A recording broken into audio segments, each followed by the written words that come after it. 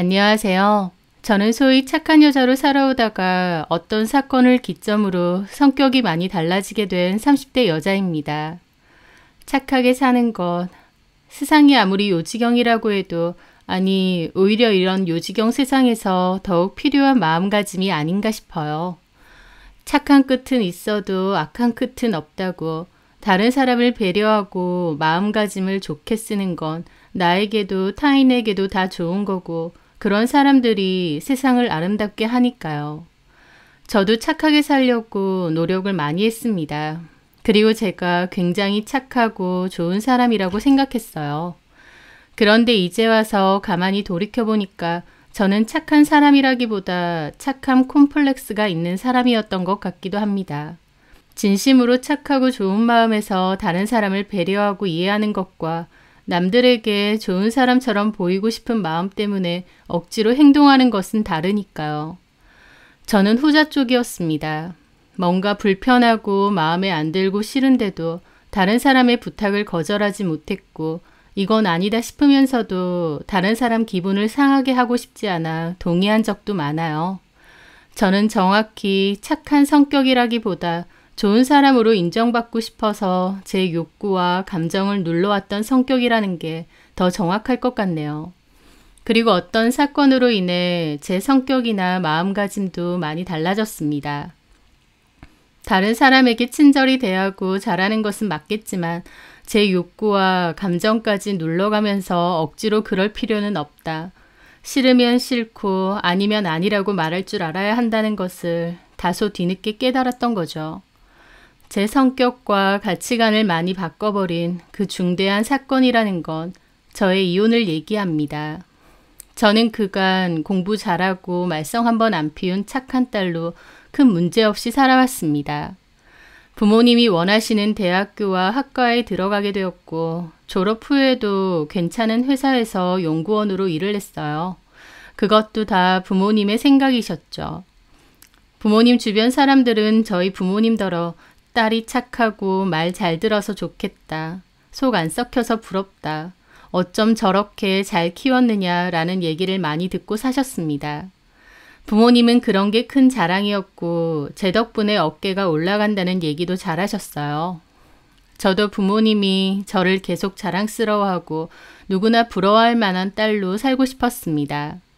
그리고 그건 결혼까지 이어졌어요.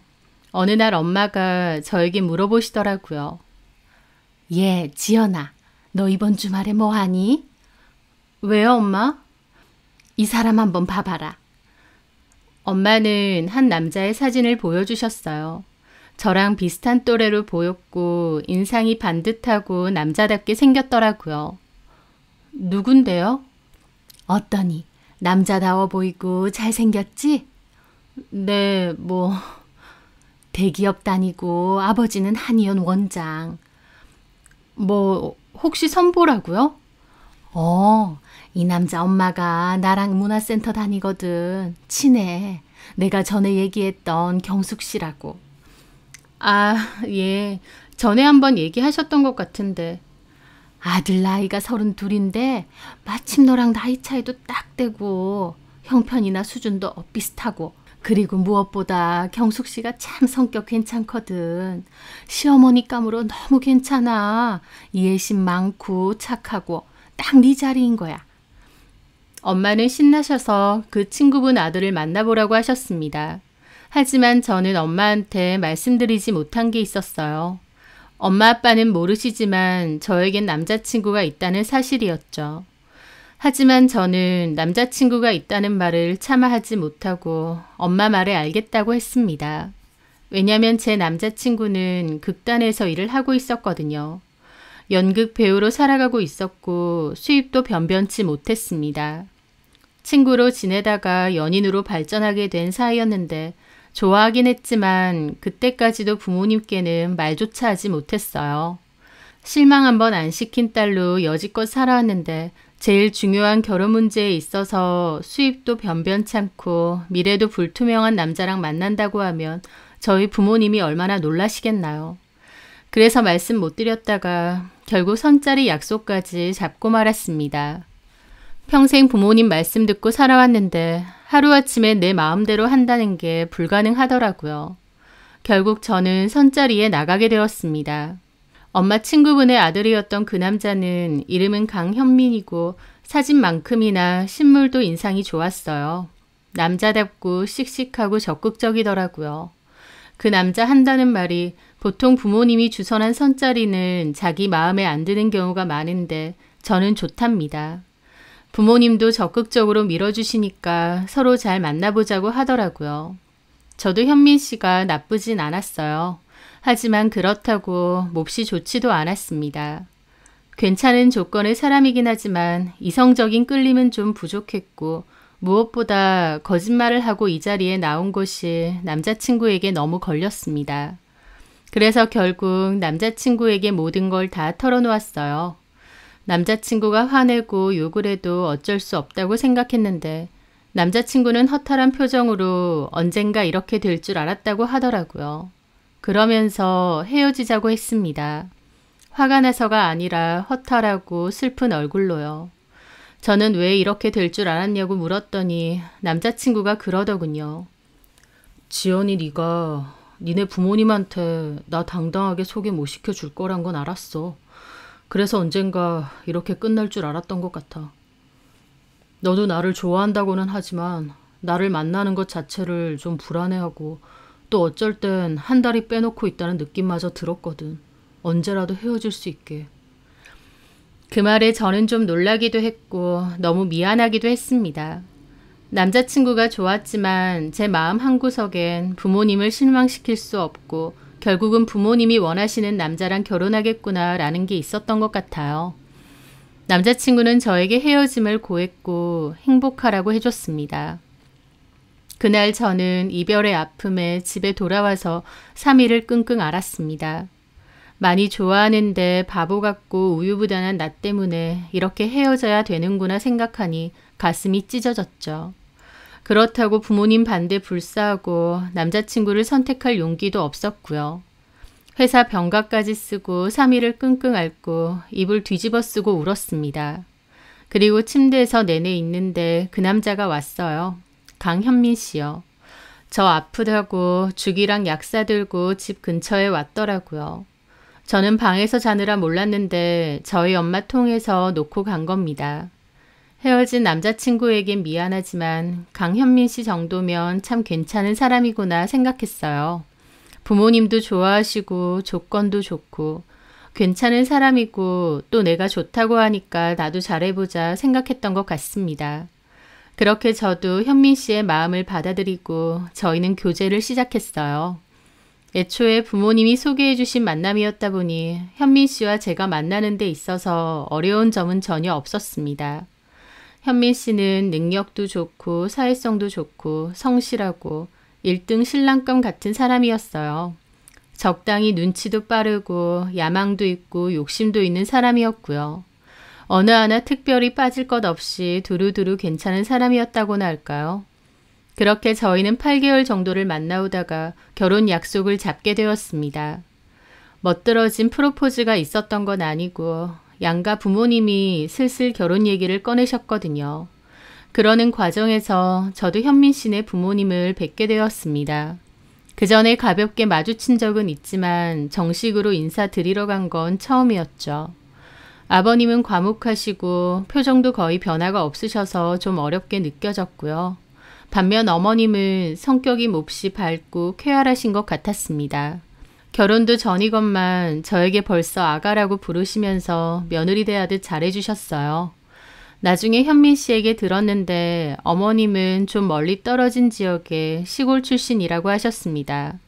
20살 때까지 시골에서 사시다가 일자리 구하러 서울로 상경하셨고 아버님 한의원에서 직원으로 일을 하셨대요.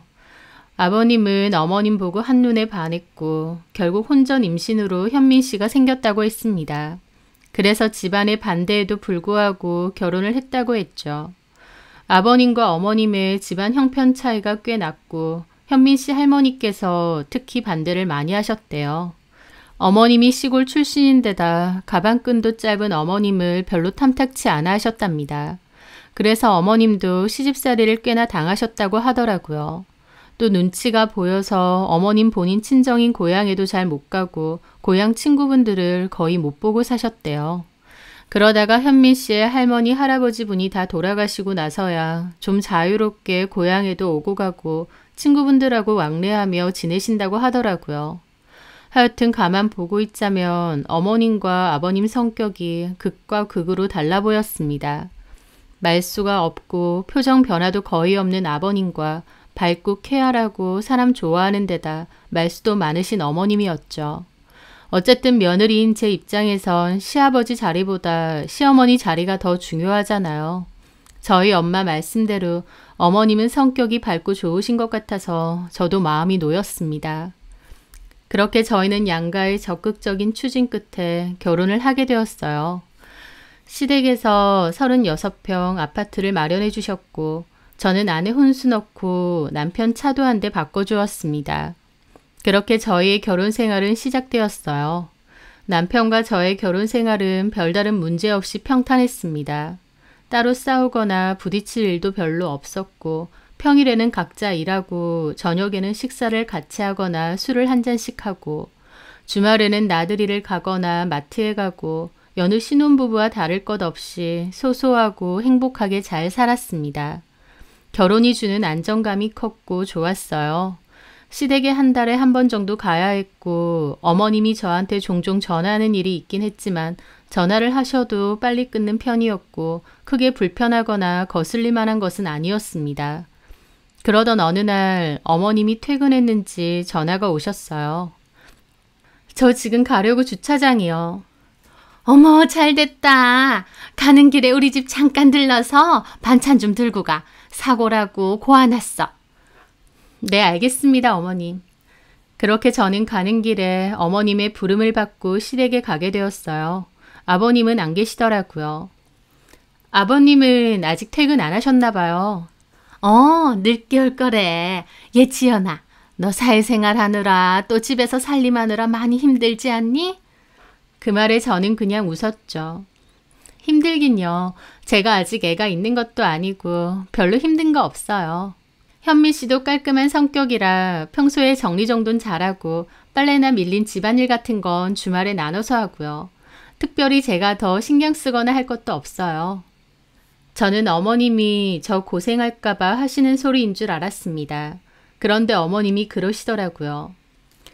그렇긴 하더라. 네가 별로 집안일에 신경을 안 쓰는 것 같긴 했어.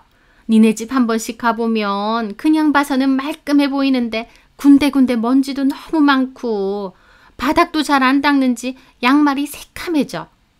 어머님이 갑자기 타박을 하시니까 저도 좀 당황스럽기도 하고 민망하기도 했어요. 청소기는 이따금씩 돌리는데 물걸레질은 자주 못하거든요. 근데 사실 청소기보다 물걸레질이 더 중요한 거거든. 먼지 마시니까.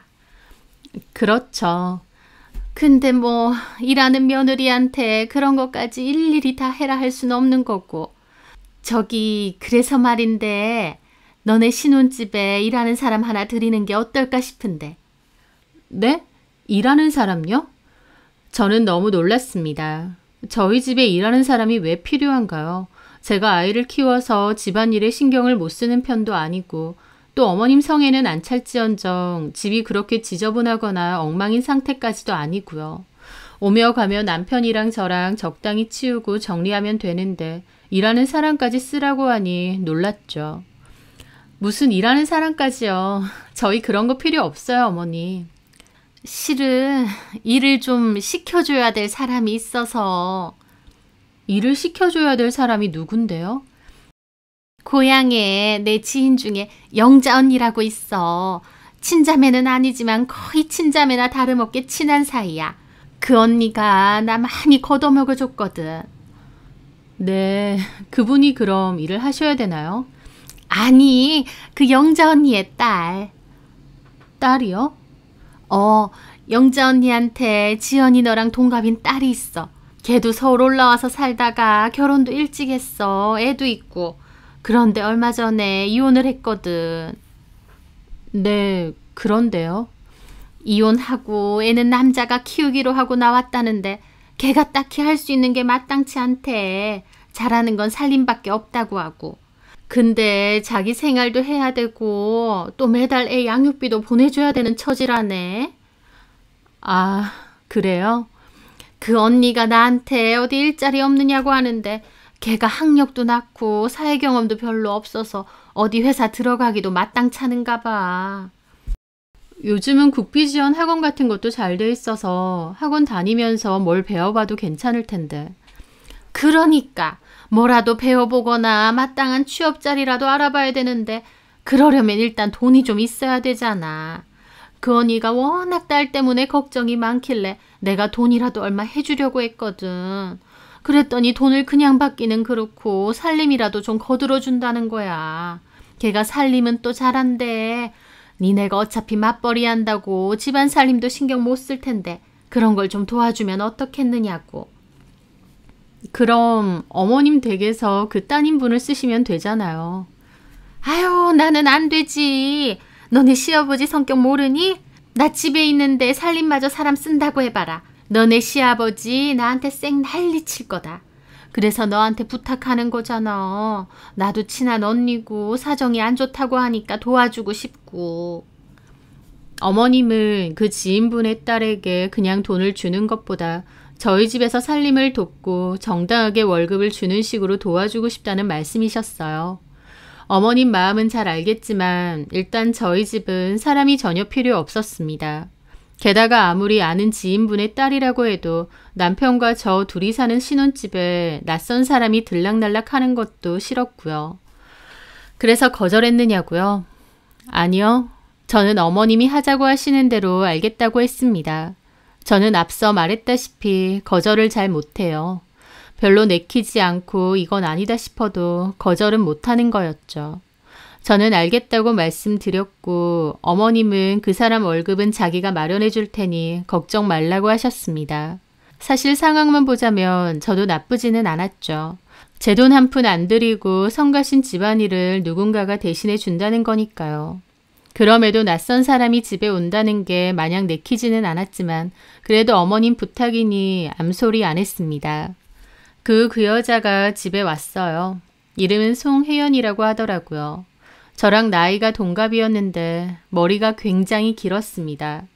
수더분하고 수수한 인상이었고 이혼하고 사는 형편이 많이 어렵다고 해서 기운이 좀 어두운 사람일 줄 알았는데 막상 만나보니 아니었어요. 오히려 굉장히 밝고 쾌활한 편이었고 성격도 통통 튀더라고요. 집안일을 꼼꼼하게 잘해줄 수 있을까라는 염려도 있었는데 생각보다 집안일을 굉장히 잘해주었습니다. 매일같이 바닥을 걸레질로 닦아서 바닥이 반질반질했고 수납이나 정리도 잘했어요. 어머님께 받은 카드로 알아서 식재료 사와서 뚝딱뚝딱 반찬이나 음식도 잘 만들어뒀죠. 저는 대학 졸업 후 내내 회사에서 일만 해서 사실 집안일에는 별다른 소질이 없는데 혜연 씨는 집안일을 너무 잘하더라고요. 혜연 씨 완전 프로 주부네요. 살림을 참 잘하는 것 같아요.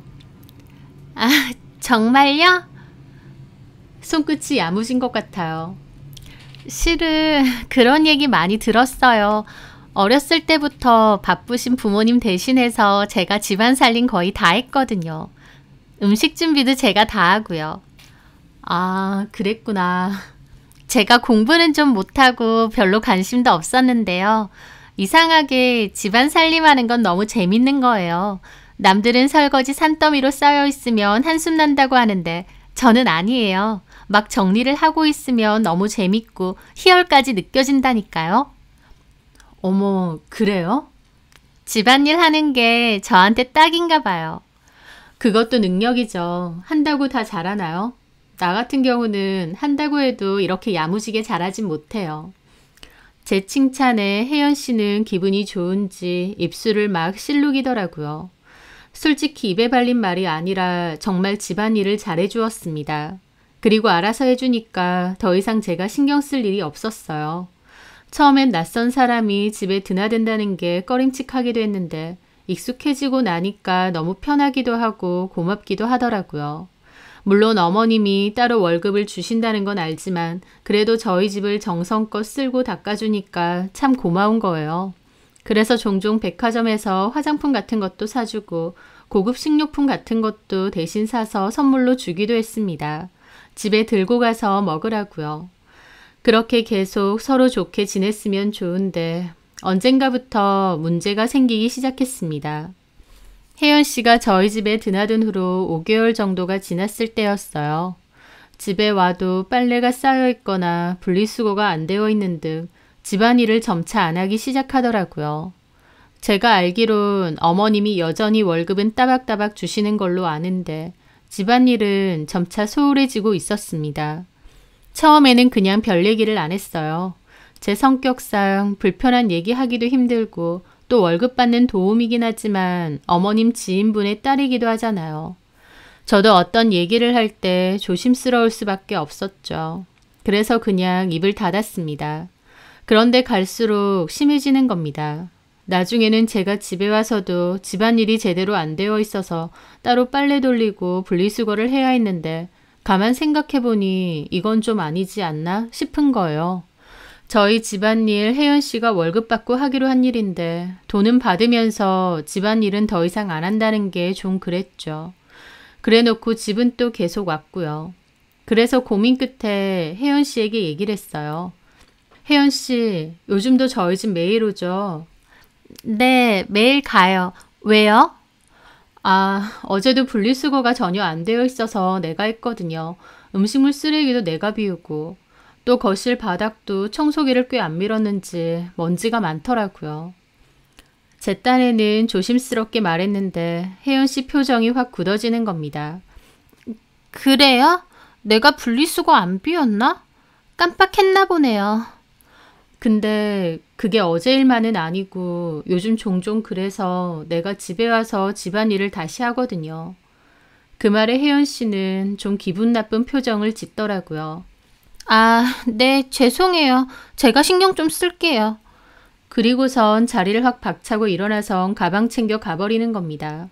제가 못할 말 한 것도 아니건만 저렇게 나오니 저도 좀 벙찌더라고요.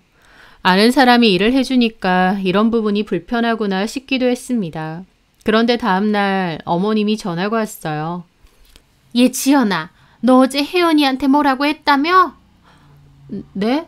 뭐라고 했다기보다 얘 아무리 너네 집 가사일 봐준다고 해도 내가 얘기했잖아. 나랑 친한 언니 딸이라고. 알죠, 어머님. 그렇긴 한데요. 그래도 어머님이 매달 월급 주시잖아요.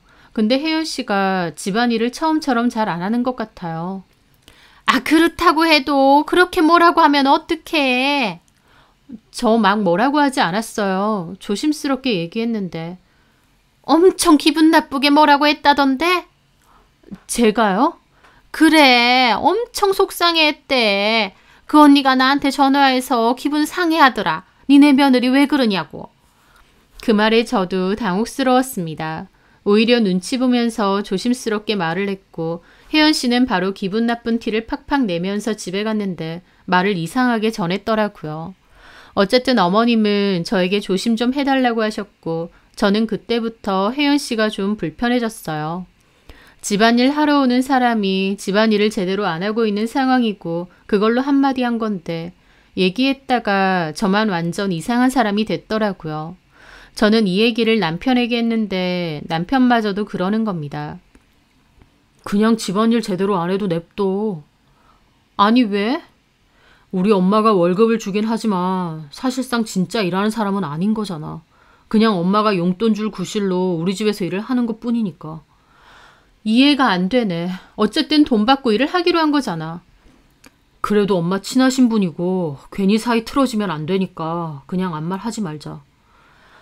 저는 속으로 이해도 안 되고 그럴 거면 왜 우리 집에 계속 드나들어야 되나 싶었습니다. 솔직히 저희 가족도 아닌 사람이 집에 드나든다는 게 마냥 좋을 순 없잖아요. 그전에는 집안일을 해주니까 당연한 거였다면 이제는 집안일도 제대로 안 해주고 저는 저대로 집안일을 계속 따로 하고 있는데 혜연 씨는 저희 집에는 계속 드나든다니요. 이게 무슨 이상한 상황인가요? 하지만 저는 남편의 말에 그냥 알겠다고 하고 더 이상 거론하지 않았습니다. 도저히 이해도 안 되고 이상했지만 괜히 나서서 따지고 분란 만드는 게 더 피곤했거든요. 그런데 제가 몰랐던 진짜 문제는 따로 있더군요. 그날은 저희 팀 회식을 하기로 한 날이었는데요. 회식이 갑자기 취소가 되어서 계획과 달리 곧장 집으로 갔거든요. 그래서 좀 일찍 집에 들어갔는데 현관문을 보니 혜연 씨의 신발이 있는 겁니다. 저희 남편 신발하고요. 혜연 씨는 보통 남편과 제가 퇴근할 때쯤 집에 가거든요. 그런데 그날은 안 가고 있었던 겁니다. 저는 좀 어리둥절해 하면서 중문을 열고 들어가는데 안방에서 웃음소리가 막 들리더라고요. 특히 혜연 씨 웃음소리가요. 뭐지? 싶어서 안방으로 가서 문을 열어보는데 혜연 씨가 안방에 딸린 베란다에서 옷을 널고 있었거든요. 혜연 씨 손에는 남편 속옷이 들려있고 바로 앞에는 저희 남편이 같이 있더라고요. 그런데 느낌이 둘이서 뭔가 장난을 치다가 제가 들어오니까 뚝 하고 멈춘 것 같았습니다. 남편은 저기 왜 있나 싶고 이 상황이 뭔가 싶어서 어이없어서 쳐다보고 있었죠. 1, 2초간의 정적 끝에 남편이 허둥지둥거리며 말하더군요. 자기야, 일찍 왔네? 지금 뭐해? 혜연 씨가 빨래만 널고 집에 간다고 하더라고. 그래서 내가 좀 도와주고 있었어. 네, 저 혼자 해도 되는데 현미 씨가 좀 도와준다고 하셔서. 네. 그러면서 갑자기 혜연 씨는 손에 들고 있던 남편 속옷을 팡팡 털더니 널더라고요. 그 순간 혜연 씨 손에 들린 남편 속옷이 너무 거슬리는 겁니다. 그냥 건조기 쓰시지 뭐하러 일일이 널고 계세요? 건조기 많이 쓰면 옷감 많이 상해요. 이불이나 베갯잎 같은 거나 건조기 쓰면 되지. 옷하고 속옷은 그냥 자연 건조로 넣는 게 제일 좋거든요. 그러고 있는데 남편은 멀거니 서 있더라고요. 당신은 뭐하고 서 있어? 이제 다 해가는데. 그렇지. 내가 할 게 없네 이제. 그러면서 남편은 어색한 웃음과 함께 저를 지나쳐 거실로 나갔습니다. 혜연 씨는 새초롬한 얼굴로 계속 빨래를 널고 있었어요. 저는 뭔가 말할 수 없는 찝찝함을 느끼며 그 자리를 뜨려는데 혜연 씨가 그러더군요. 이제 지연 씨라고 하지 말고 사모님이라고 할게요. 네? 그런 걸 원하시는 것 같아서. 제 딴에는 동갑이라서 가깝게 생각했는데 사모님은 아니신 것 같아요. 그때 저한테 집안일 똑바로 하라고 하신 것도 그렇고. 혜연 씨, 그렇게 말하시면 안 되죠. 제가 언제 그렇게 말했어요? 저는 단지... 그러니까요. 제가 좀 더 집안일에도 신경 쓰고 사모님 호칭 같은 것도 신경 쓸게요. 그게 맞는 것 같아요. 그럴 필요 없어요. 사모님은 무슨... 저도 그렇게 하는 게 편하고요. 빨래 다 널었거든요. 저는 그만 퇴근할게요. 그렇게 혜연 씨는 인사를 하더니 나갔습니다. 어이없더라고요. 완전 비꼬는 게 느껴졌습니다. 제가 집안일 좀 제대로 해달라고 한마디 했다고 저한테 사모님이라고 부르겠다며 제대로 비꼬더라고요. 게다가 좀 전에 제가 본 남편과 있던 상황도 너무 어처구니 없었습니다. 남편은 혜연 씨를 도와주려고 했다지만 제가 느낀 기류는 그렇지 않았어요. 무슨 신혼부부 소꿉 장난하는 것 마냥 장난치고 웃다가 제가 들어오니까 바로 딴청 피우는 느낌도 들었죠. 저는 처음으로 혜연 씨와 남편의 관계를 의심했습니다. 그냥 빨래 넣는 거 도와줄 수도 있지 않냐지만 사실 베란다가 넓은 것도 아니고 남편이 그 비좁은 데 서서 굳이 도와줄 게 뭐 있나요? 저는 고민 끝에 이 일을 직장 동료에게 털어놨어요. 직장 동료도 놀라더라고요.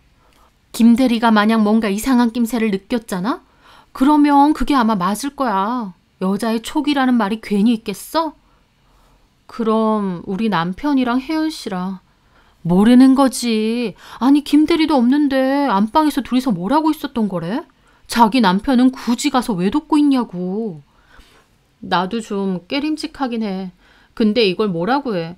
얘기하면 나만 이상한 사람 될걸? 말하면 안 되지. 말은 하지 말고 몰래 좀 찍어보는 게 어떨까? 몰래 찍으라고? 전에 TV 재연 드라마에서 보니까 홈캠 같은 거 살짝 설치해서 집 찍어보던데. 작아서 가리기도 쉽고 내내 녹화되고. 뭔가 찝찝하면 그렇게 해보는 것도 나쁘지 않잖아? 저는 그 말에 골똘히 생각을 했습니다. 사실 남편과 혜연 씨가 저 없는 사이에 뭔가가 있나 싶은 것도 있었지만 또 한편으론 혜연 씨가 매일같이 집에 오는데 왜 집안일을 안 하는지 그 시간 동안은 도대체 뭘 하는지 궁금하더라고요. 물론 혜연 씨 동의도 없이 찍는다는 건 불법이죠. 하지만 저 혼자 의심하고 끙끙 앓는 것보다 그렇게 직접 확인해 보는 게 더 나을 것 같더라고요. 그래서 저는 홈캠을 주문했고 거실 책장에 살짝 가리듯이 올려두었습니다. 장식품으로 잘 가려두니까 신경 써서 보지 않으면 모르겠더라고요. 하여튼 그렇게 작은 CCTV를 설치하고 혜연 씨를 지켜봤습니다. 혜연 씨는 3, 4시 정도에 집에 오더라고요. 예전에는 남편과 제가 출근하면 그 후에 집에 와서 집안일을 싹 해놓고 일찍 잘 갔거든요. 그런데 뭘 하는지 점점 출근 시간이 늦어지더니 이제는 3, 4시에 출근하고 6시쯤에 가더라고요. 게다가 제 예상대로 와서 집안일도 제대로 안 했습니다. 오자마자 무슨 자기 집처럼 겉옷 대충 벗어놓고 가방 던져놓고 소파에 드러눕더라고요. 그리고는 폰으로 유튜브를 보는 건지 뭘 보는지 뭔가를 봐요. 틈틈이 팬트리에 있는 간식도 꺼내 먹고 주스도 막 꺼내 먹고요. 자기 집 마냥 그렇게 1시간가량을 놀고는 일어나서 정리 대충 하고 청소기를 설렁설렁 돌리더라고요. 카메라는 거실만 비추고 있으니 혜연 씨가 카메라에서 사라질 때도 많았는데요. 카메라에 안 비칠 때는 주방에서 일을 하거나 아니면 빨래를 돌리는 것 같기도 했습니다. 어쨌든 며칠 지켜보니 집안일은 정말 설렁설렁 대충 했어요. 그냥 오늘도 왔다 티 정도만 내는 수준으로요. 좀 어이없긴 했지만 그래도 어느 정도 예상은 했고 이 카메라를 단 것이 그게 목적이 아니었기에 별로 상관은 없었습니다. 그런데 며칠 뒤였습니다. 그날은 웬일인지 혜연 씨가 집에 오자마자 열심히 집안일을 하더군요. 그런데 1시간가량 집안을 쓸고 닦는데 갑자기 누가 오는 겁니다. 남편 퇴근 시간도 아닌데 말이죠. 뭐지 싶었는데 들어온 사람은 남편이었어요. 외근 갔다가 바로 퇴근한 건지 반차를 쓴 건진 모르겠는데 남편이 집으로 들어오더라고요. 그런데 더 놀라운 건 남편이 들어오니까 혜연 씨가 달려가서 안기는 겁니다. 저는 사무실에서 그 광경을 몰래 보다가 너무 놀라서 소리까지 지를 뻔했습니다. 혜연 씨가 남편한테 안겼고 남편도 익숙한 듯 혜연 씨 허리를 껴안은 채 안으로 들어왔어요. 홈캠은 목소리까지 다 들리는데 둘의 대화도 가관이었죠. 현민 씨 오니까 너무 반갑다. 외근 갔다가 바로 왔어? 생각보다 일이 빨리 마쳤어. 그리고 나보고 싶어서 날아온 거야? 그렇지. 오늘 저녁 뭐 해놨어? 자기가 된장찌개 먹고 싶다고 카톡 보냈잖아. 그래서 된장찌개 해놨어. 오, 진짜 좋다. 내가 다 끓여놨으니까 나중에 네 마누라 오면 같이 먹어. 나는 실컷 끓이고 먹지도 못하지만. 하면서 토라진 표정을 짓더라고요. 그러지 말고 나랑 먹자. 지연이한테는 나 혼자 먼저 먹었다고 할게. 됐어. 나 별로 배도 안 고파. 내가 선물 사왔는데? 정말? 뭔데? 저희 남편은 가방 안에서 작은 상자를 꺼내더라고요. 그 상자 안에는 목걸이가 있었습니다. 어머, 이게 뭐야? 목걸이? 예뻐? 마음에 들어? 비싼 거 아니야? 엄청 비싼 건 아니고 한 20만 원 했나? 치, 마누라한테는 엄청 비싼 거 하고 다니더니 나는 겨우 20만 원? 그거 내가 사준 거 아니야. 본인이 산 거지. 정말? 그럼 목걸이 사준 적 없어? 당연하지. 그럼 좋네. 자기가 나 해줘라. 그러면서 남편한테 안기더라고요. 남편은 목걸이를 채워주더니 갑자기 혜연 씨 엉덩이를 막 만지는 겁니다. 그리고는 둘이서 장난치고 난리 연병을 떠는데 너무 충격적이고 더럽고 설마 했는데 그 둘은 진짜 외도를 저지르고 있었습니다. 도대체 언제부터였을까? 온몸이 떨리고 머리가 아찔하더라고요. 저는 일단 정신없는 틈에도 그 녹화본을 잘 저장해 두었습니다. 그리고 앞으로 어떻게 해야 할지 생각했어요. 그런데 제가 제일 처음에 생각한 건 그냥 모른 척 묻어둬야 되나 였습니다. 왜냐면 저는 싸우고 부딪히고 이러는 과정이 너무 싫었거든요. 살면서 누군가와 싸우고 갈등이 생기는 게 싫어서 웬만하면 남들이 원하는 대로 맞춰주고 넘어가주고 이해하며 살아왔습니다. 제가 만약 이 일을 문제 삼아서 뒤집는다면 저희 부모님에게 저는 더 이상 자랑스럽고 걱정 없는 딸이 아닐 겁니다. 온 집안이 난리가 날 거고 저 역시도 구설수에 오르고 골머리까지 앓아야겠죠. 그런 거 감수 못할 것 같으면 그냥 넘어가고 참는 게 맞을 겁니다. 하지만 제 속이 너무 괴로운데도 남들 보는 눈 생각해서 이렇게 그냥 넘어갈까 싶은 제가 문득 한심하더라고요. 다른 사람이 뭐라고 생각하든 그게 뭐가 중요하다고 왜 나는 내가 아니라 다른 사람 눈치만 보고 신경을 쓸까 싶었습니다. 내가 잘못한 것도 아니고 남편과 그 여자가 내 집에서 이렇게 대놓고 놀아나는데 이걸 참아주려는 멍청이가 있을까 싶었습니다. 그렇게 고민 끝에 저는 더 이상 아무것도 참지 않기로 했어요. 시부모님에게도 남편에게도 이 녹화 영상을 대놓고 보여주겠다 결심했습니다. 이런 꼴을 보고 아무렇지 않게 덮고 살면 제 속이 썩다 못해 문드러질 것 같았거든요. 그렇게 저는 주말에 시댁에 가서 몽땅 얘기하겠다고 벼르고 있었습니다. 남편에겐 티를 안 내고요. 그런데 금요일쯤이었습니다. 저는 별 생각 없이 일을 하다가 문득 홈캠을 봤는데요. 송혜연이 또 일은 안 하고 거실에 누워 있더라고요. 어디 두고 보자. 내일 시댁 가서 다 얘기할 거다. 이를 바득바득 갈고 있었습니다. 그런데 누군가 왔는지 송혜연이 신나서 문을 열어주러 가더라고요. 설마 남편이 또? 라는 생각이 들었는데 놀랍게도 집에 들어온 사람은 남편이 아니었습니다. 곧이어 이어지는 충격적인 장면에 저는 기절할 뻔했죠. 그 장면도 빼곡히 녹화를 하고 녹화본은 잘 저장해 두었습니다. 그리고 다음날 저는 시부모님을 집에 초대했습니다. 그리고 송혜연에게도 연락했어요. 시부모님 집에 오시는 것 때문에 식사 준비를 해야 되는데 와서 좀 도와달라. 내가 돈은 따로 더 주겠다고요.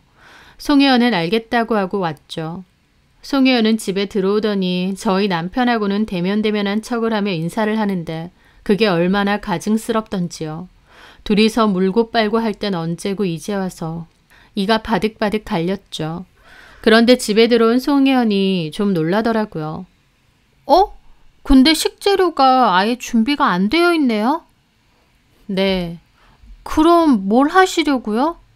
그러는 와중 시부모님도 때마침 오셨습니다. 어머, 벌써 오신 거예요? 아무것도 준비 못했는데?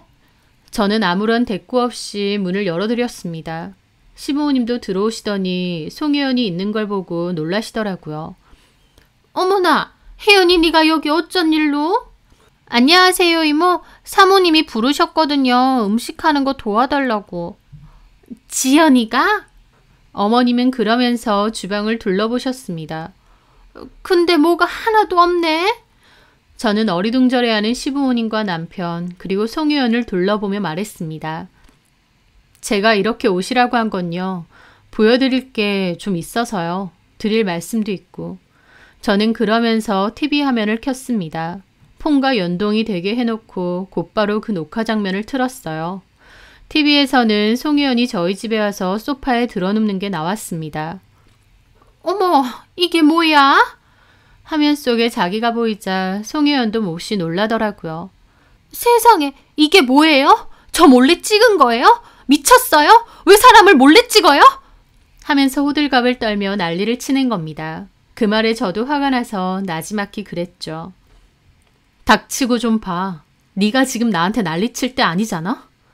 저는 살면서 남에게 그런 말은 처음 해봤습니다. 하지만 그때는 너무 화가 나서 이가 딱딱 물릴 정도였죠. 제 말에 송혜연도 아차 싶은지 아무 말 안 하더라고요. 그리고 잠시 후 남편이 등장했고 둘이서 껴안고 얘기하는 것도 다 나왔습니다. 그걸 보고 있는 남편도 충격 먹고 입이 떡 벌어졌죠. 이런 게 찍히고 있을 거라고는 생각도 못했을 테니까요. 그리고 어머님 아버님도 똑같았죠. 이게 무슨... 얘 혜연아, 너 이게 무슨 짓이야? 야 강현민, 너 이게 다 뭐야? 그 말에 송혜연과 남편은 꿀먹은 벙어리가 되어 아무 말도 못하더라고요. 얼굴만 시뻘개진 채로요. 두 사람 사이가 뭔가 좀 이상해 보여서 제가 몰래 녹화를 했습니다. 설마 했는데 이런 게 찍혀 있더라고요. 나한테 직접 말을 하지. 이게 무슨 짓이야? 게다가 엄마 아빠까지 불러놓고. 당신한테 말할 필요 뭐가 있어? 어머님 아버님이 직접 보셔야지. 왜? 창피하긴 하니? 아버님도 화가 머리 끝까지 나셔서 어머님께 따지셨죠. 쟤 당신 고향 친구 딸 아니야? 맞는데 그러게 왜 저런 애를 이 집에 들여놔? 내가 쓸데없는 짓 하지 말라고 했지? 아니, 나도 이렇게 될 줄 알았나. 어머님은 불효령하는 아버님 앞에서 쩔쩔매더니 갑자기 송유연을 노려보시더라고요. 야, 너 어떻게 이럴 수가 있어? 내가 너 이러라고 매달 월급 따박따박 준 줄 알아? 죄송합니다, 이모. 이모는 누가 이모야? 이 미친 게. 사는 꼬라지가 불쌍해서 돈이라도 주려는데 할 줄 아는 것도 없어서 그냥 집안일이라도 하라고 했더니 감히 내 아들을 꼬셔내? 너 미쳤니? 네가 온감생실 누굴 건드리고 넘봐? 그 말에 송혜연도 노려보더라고요. 제가 잘못한 건 맞지만 이모 말씀도 참 너무하시네요. 제가 뭐 어때서요? 애 딸린 이혼녀에 직장도 제대로 없고 학교도 똑바로 못 나온 주제에 뭐가 어째? 이혼녀인 것만 빼면 이모님도 저랑 별반 다를 거 없잖아요. 이모님도 집불 없는 상태에서 이모부님하고 결혼하신 거 아니에요? 뭐야? 이게 미쳤나 정말? 저 현미 씨 좋아해요. 현미 씨도 저 좋다고 했고요. 차라리 잘 됐어요. 이렇게 밝혀진 거 저희 서로 많이 사랑해요.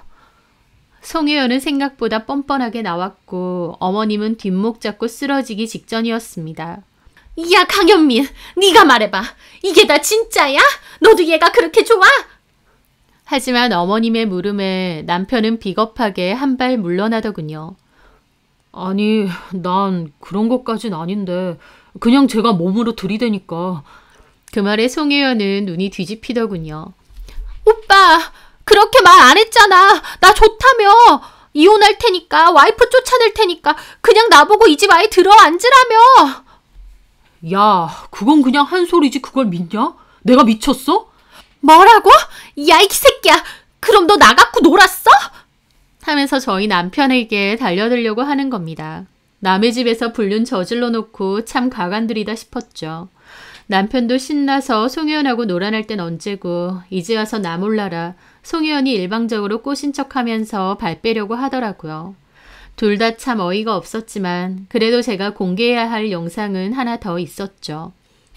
야, 송혜연, 너 왜 억울한 척하냐? 내 남편도 재활용도 안 될 쓰레기지만 너도 마찬가지잖아. 뭐라고? 저는 두 번째 영상도 틀었습니다. 그 영상은 더 충격이었습니다. 제가 금요일에 봤던 영상 말이죠. 금요일에 송혜연이 불러서 저희 집에 들어온 건 남편이 아니었습니다. 모르는 외간 남자였어요. 저도 회사에서 그걸 지켜보는데 숨 넘어가는 줄 알았습니다. 한마디로 송혜연은 저희 남편과 놀아난 것도 모자라서 아예 저희 집에 외간 남자까지 들인 겁니다. 자기 집처럼요. 이게 말이 되나요? 대담하다고 해야 할지 대책이 없다고 해야 할지. 마치 자기 집인 것처럼 남자를 끌어들였는데 그 남자도 저희 집이 처음 온 게 아닌지 익숙한 듯 소파에 앉고 물도 마시더라고요. 저랑 남편이 집을 비운 낮 동안은 송혜연이 자기 집인 양 할 거 다 하고 살았던 겁니다. 그게 너무 소름 끼치고 무섭더라고요. 저도 모르는 사이에 저희 집에 모르는 남자들이 드나들었다는 게요. 그 영상에 시부모님 또다시 경악하고 남편도 입을 못 다물더라고요. 송혜연도 아차 싶었는지 갑자기 가방 들고 튀려고 하는 겁니다. 저희 남편이 도망가는 송혜연을 잡고 끌어왔죠. 너 미쳤냐? 이 집에 다른 남자를 끌어들여? 야, 이게 네 집이야? 머리가 어떻게 된 거 아니야? 왜 소리를 지르고 난리야? 낮에 어차피 사람 없고 왔다 간 흔적도 없이 치워놨잖아. 그럼 된 거 아니야? 뭐야? 너야말로 나한테는 뭐 이혼하고 나랑 살겠느니 어쩌느니 개수작 부려놓고 걸리고 나니 딴소리에 나 너 고소할 거야. 입에서 나온다고 다 말인 줄 아냐? 네가 뭘로 나를 고소할 건데?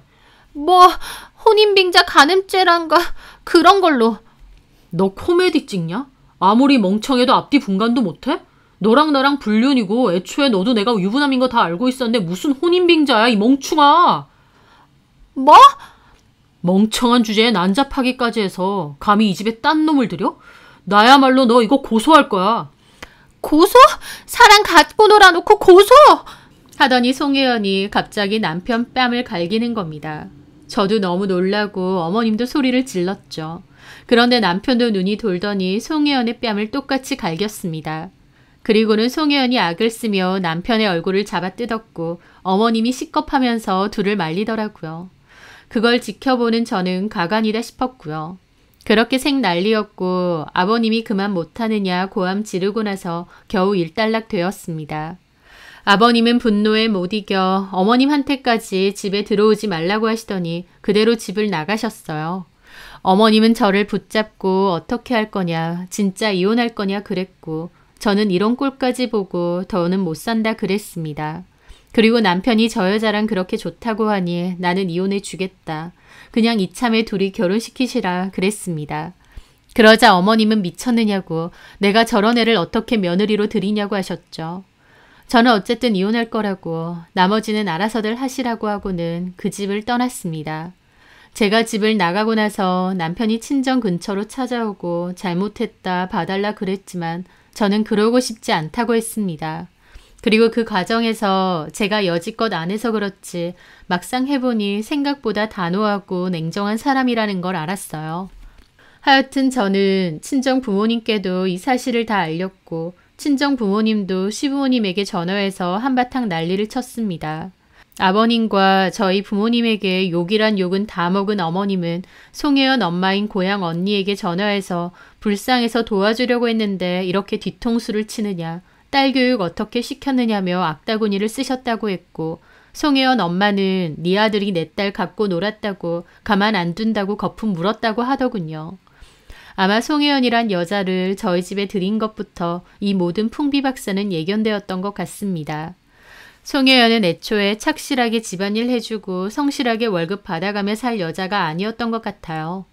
남편 역시도 겉으로는 착실하고 건실해 보이지만 사실은 언제든지 제 뒤통수를 칠 준비가 되어 있던 그런 달고 다른 남자였고요.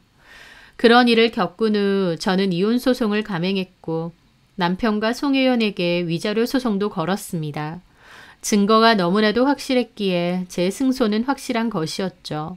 그리고 소송 과정에서 알게 된 건데 송혜연이 과거에 이혼했던 이유도 송혜연의 남자 문제 때문이라고 했습니다.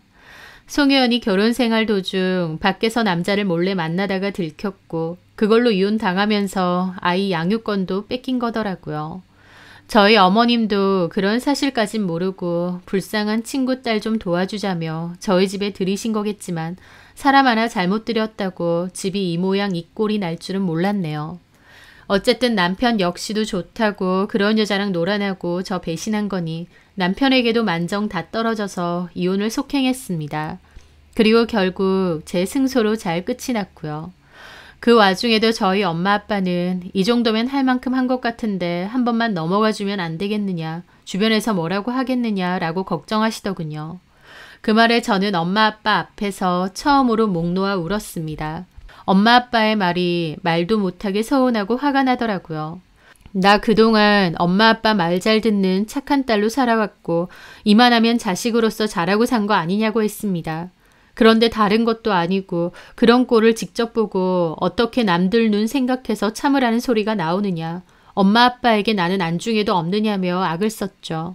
다른 사람 눈 체면 신경 쓴다고 딸은 속이 다 썩어 문드러져도 상관없느냐고요. 처음 보는 제 모습에 저희 부모님도 적잖이 놀라셨습니다. 부모님과도 작은 갈등은 있었지만 나중에 저에게 미안하다고 진심으로 사과하셨어요. 그때 저는 부모님께 말했습니다. 앞으로는 내가 원하는 대로 내 마음이 가는 대로 살 거라고요. 엄마 아빠도 더 이상은 내 인생에 관여하지 마시라고 말이죠. 거절도 해본 사람이 해본다고 이 나이 먹도록 거절도 잘 못하고 남들 신경 써가며 살았는데 그게 얼마나 어리석은 건 줄 이제는 다 깨달았다고 했죠. 비록 이혼녀 딱지도 얻었지만 이혼 결정도 그걸 터트린 것도 다른 사람 눈치, 체면 이런 거 안 보고 제 스스로 결정하고 선택한 일이어서 그런지 오히려 속은 편안하고 시원하더라고요. 이혼은 했지만 제 성격이나 가치관에는 좋은 방향의 변화가 생긴 것 같아 마냥 나쁜 일은 아니라는 생각이 드네요. 이런 일을 겪음으로 저도 한층 더 성숙해졌다고 생각합니다. 그리고 앞으로도 제 마음의 귀를 많이 기울이며 살려고 하고요. 제 사연 들어주셔서 감사합니다.